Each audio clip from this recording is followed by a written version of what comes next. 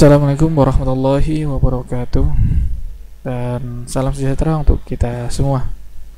Baik para mahasiswa sekalian, nah di video kali ini kita akan membahas tentang teori accident pronouns atau teori Ramsey model ya. Ramsey model. Nah, tujuan dari accident pronouns ya adalah untuk menanamkan sifat kerja yang aman untuk semua orang yang ada di area kerja dengan cara merubah pembawaan masing-masing individu seseorang atau ditingkatkan melalui strategi pendidikan yang tepat ya, pendidikan dan pelatihan yang tepat. Jadi dia tujuannya ini menanamkan sifat kerja yang aman. Jadi kita tanamkan sifat kerja yang aman ya. Nah, kan sebenarnya kan pekerja itu kan mempunyai latar belakang sifat yang berbeda-beda. Nah, di sini dengan teori ini, di teori ini ya, tujuannya adalah untuk menanamkan sifat kerja yang aman. Jadi diberilah pelatihan pendidikan yang sama sehingga nanti hasilnya adalah sifat kerja yang aman. Nah, definisi dari accident pronouns ini ya, jadi perilaku kerja yang aman atau terjadinya perilaku yang dapat menyebabkan kecelakaan dipengaruhi oleh 4 faktor ya. Nah, pertama apa? Pertama itu adalah ada pengamatan. Nah, ini sudah kita pernah bahas di video sebelumnya. Lalu kemudian ada kognitif, lalu kemudian pengambilan keputusan, dan terakhir ada kemampuan atau ability. Nah, keempat faktor tersebut merupakan suatu proses yang sekuensial mulai dari yang pertama hingga yang terakhir. Jadi proses ya, merupakan proses yang saling terkait lah, mulai dari yang pertama hingga yang terakhir. Nah, bila keempat tahapan ini dapat berlangsung dengan baik, maka akan dapat terbentuk suatu perilaku yang aman. Jadi harus terikut atau terikat keempat-empatnya gitu ya. Jadi mulai dari awal harus berurutan, dan kalau dilaksanakan dengan tepat maka akan terbentuklah suatu perilaku yang aman. Nah, konsepnya, jadi si Ramsey ini mengajukan sebuah model yang menelaah faktor-faktor pribadi yang mempengaruhi terjadinya kecelakaan. Jadi dia ini mengajukan model karena dia sudah menelaah ya faktor-faktor pribadi seseorang itu yang mempengaruhi kecelakaan. Nah, pada tahapan pertama, seseorang akan mengamati suatu bahaya yang akan mengancam. Jadi dia akan mengamati dulu apa nih ancaman-ancaman di sekitarnya, apa yang akan mengancam di sekitarnya. Nah, bila ia tidak mengamati atau salah mengamati adanya bahaya, maka tidak akan menampilkan perilaku kerja yang aman. Jadi kalau dia tidak respect ya, seseorang itu tidak respect atau tidak asal masuk saja atau asal lewat saja tanpa melihat kiri kanan depan belakang, nah ini memang akhirnya nanti akan tanpa melihat adanya bahaya di kiri kanan, maka ini ya tidak akan menampilkan perilaku kerja yang aman. Jadi harus mengamati dulu di sekelilingnya apa saja bahaya yang ada di tempat atau di sekitarnya tersebut. Kemudian selanjutnya, bila mana bahaya kerja teramati yang bersangkutan tidak memiliki pengetahuan atau pemahaman bahwa hal yang diamati tersebut membahayakan, maka perilaku yang aman juga tidak terampil ya, atau tidak bisa dilaksanakan. Jadi kalau dia nak lihat ada bahaya situ, ada api, ada apalagi batu, atau ada pecahan kaca atau apa, nah itu kan merupakan bahaya, atau bahan kimia ya, itu kan merupakan bahaya. Tapi karena dia tidak tahu ini berbahaya atau tidak, atau bagaimana cara dia bahaya ini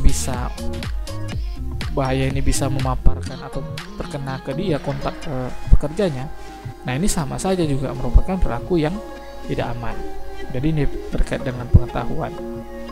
Nah, selanjutnya pada tahap yang ketiga, perilaku yang kerja yang aman juga tidak akan tampil atau terbentuk ya, bila mana seseorang tidak memiliki keputusan untuk menghindari walaupun yang bersangkutan telah melihat dan mengetahui bahaya yang dihadapi tersebut. Nah, merupakan suatu bahaya. Jadi kalaupun dia sudah tahu, sudah diamati, oh ada bahaya di situ, ada api. Nah, apinya ini bisa menjalar atau bagaimana ya. Nah, akan mengancam membakar dirinya. Kemudian dia tahu ini bahayanya bagaimana kena ke dia, tapi dia tidak menghindari, ya, tidak berusaha menghindari atau tidak tahu cara menghindarinya, atau tidak memiliki keputusan untuk menghindari. Nah, ini juga sama. Jadi tidak berperilaku atau tidak aman lah ya, gitu. Nah, kemudian pada tahap keempat, perilaku kerja yang aman juga tidak akan tampil bila mana seseorang tidak memiliki kemampuan bertindak untuk, nah tadi memutuskan dulu pindah atau tidak, atau menghindari atau tidak. Nah, ini kemudian sudah diputuskan menghindar atau tidak. Nah, actionnya ya.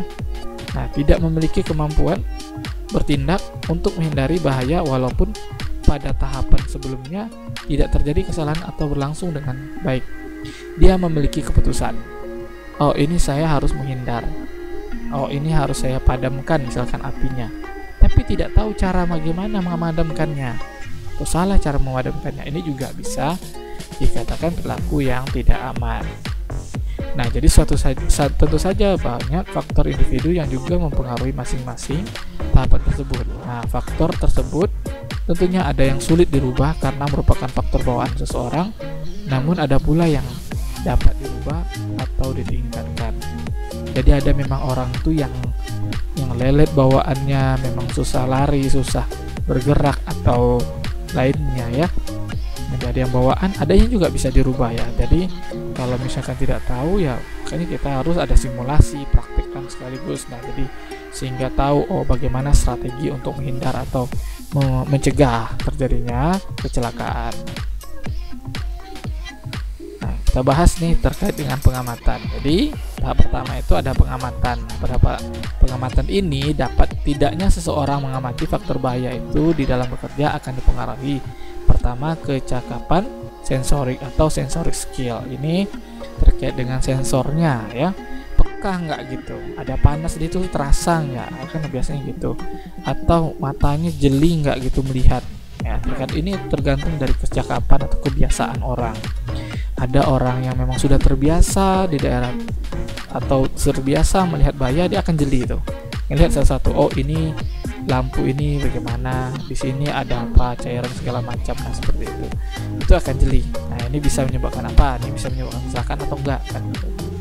Lalu kemudian ada perseptual atau persepsi ya, perceptual skill. Nah, ini jadi juga persepsi juga mempengaruhi.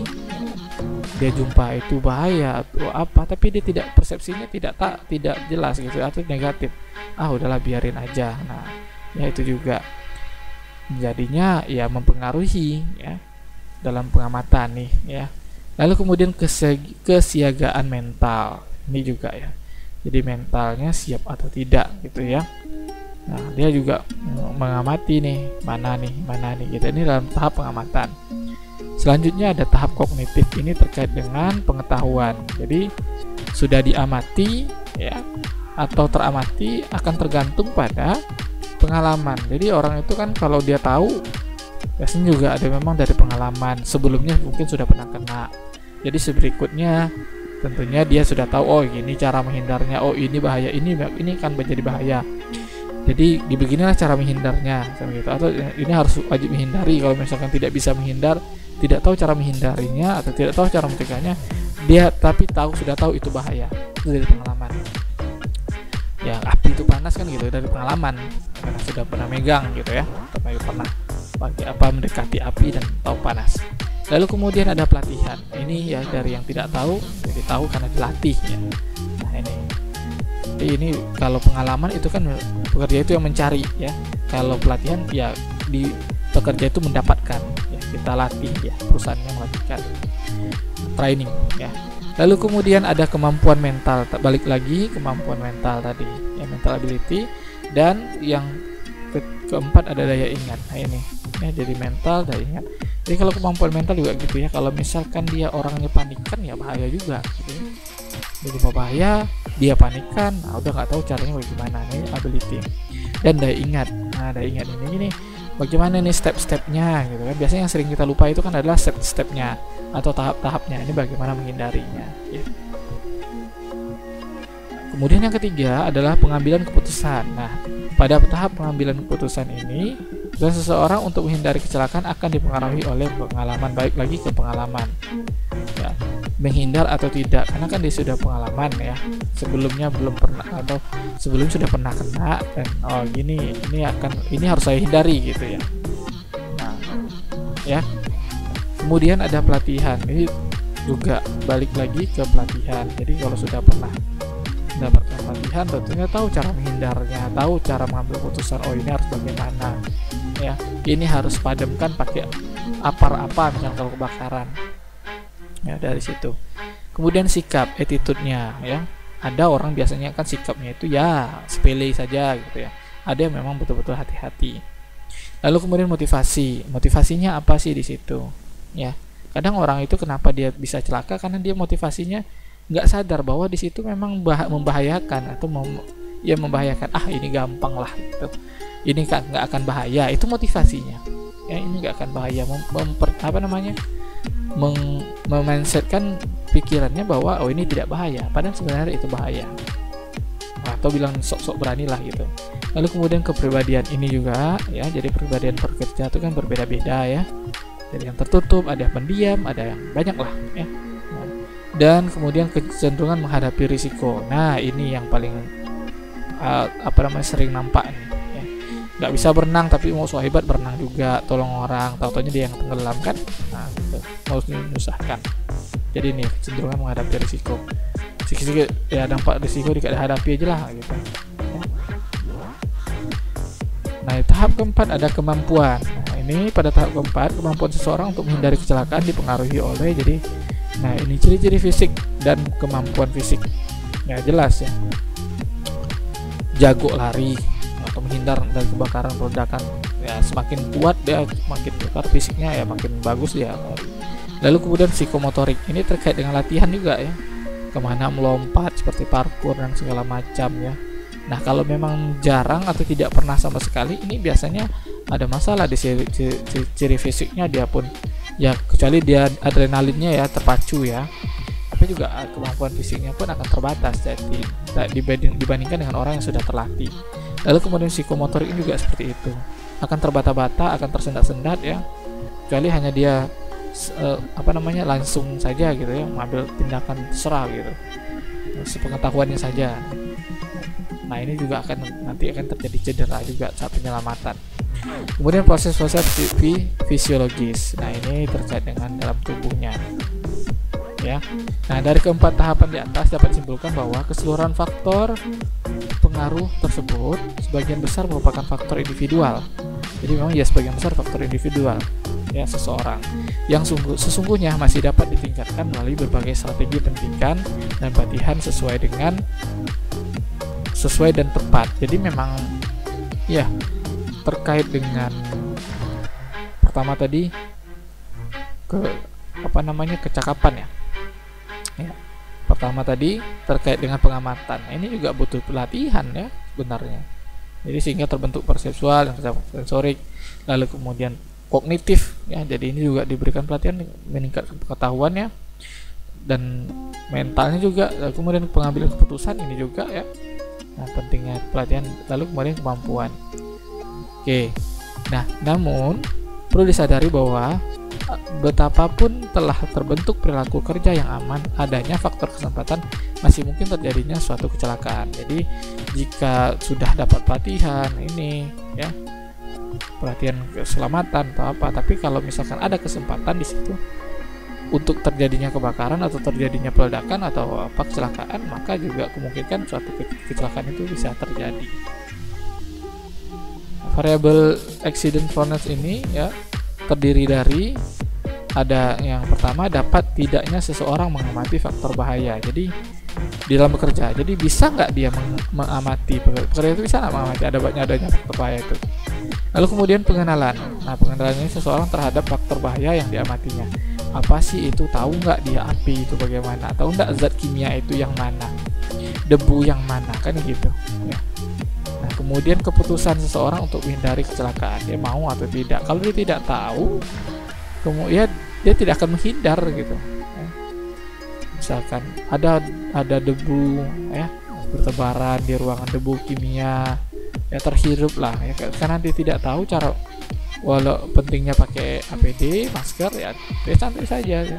Putusannya ya udahlah, biasa kok, saya udah bekerja untuk lama gitu ya. Nah, lalu kemudian keempat, kemampuan seseorang untuk menghindari kecelakaan atau mengikuti pelatihan.